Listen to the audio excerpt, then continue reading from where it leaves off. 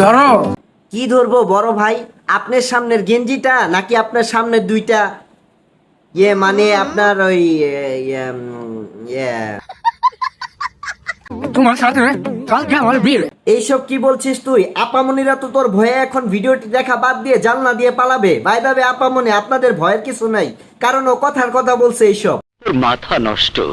এখন তোমার কিবোর্ডের 5 নাম্বার ইমোজি, তোমার রিঅ্যাকশন। আর কিবোর্ডের 5 নাম্বার ইমোজি তার রিঅ্যাকশন, সেইটার কথায় পরে আসি। আগে আসি আপনার যে নারকেল গাছের দুইটা আচ্ছি, সেই আচ্ছি দুইটা দেখার পর এখনো কি সে আপামনিটা লাইনে আছে?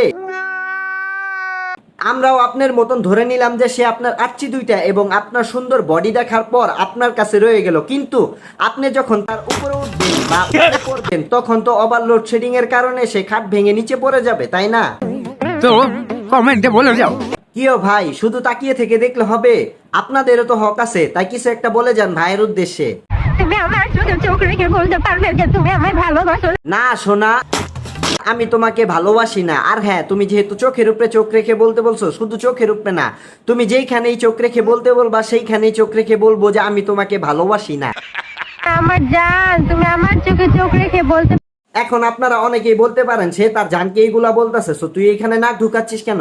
সো তাদের উদ্দেশ্যে আমি একটা কথাই বলবো, সে তার জানকে বলতেছে, ঠিক আছে, সে তার জানকে তো ইমোতে ভিডিও কল দিয়েও এইগুলা বলতে পারে, তাই না? তা না করে সে টিকটকের পাবলিক প্লেসে এইসব কি শুরু করছে? নিঃসন্দেহে তুই ঠিক কথা বলেছিস। মিথ্যা আজকে সবার মাঝে দেখাচ্ছ কেন? আমার মতো কেউ কি তোমায় হাতে পারবে না? বিশ্বাস করেন ভাই, ওর এই ভিডিওটা আমার 10 বার দেখা শেষ, কিন্তু ও লাস্টে যে দাদাকে আদা পরিয়ে দিল সেইটাই বুঝতে পারলাম না।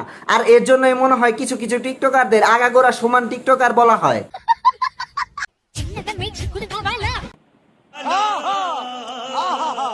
ওরে ওরে ওরে ভাই, আপামনি ওইখানে নাচতেছে আর আমার এখানে মনে হয় ভূমিকম্প হচ্ছে।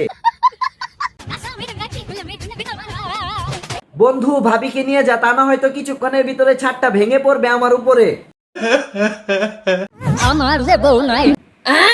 কিরে ভাই, তুই এগুলা কি শুরু করছো রাস্তার ভিতরে? আর হ্যাঁ, তোর বউ থাকবো কেমনে? তুই এগুলা করলে তোর বউ থাকবো?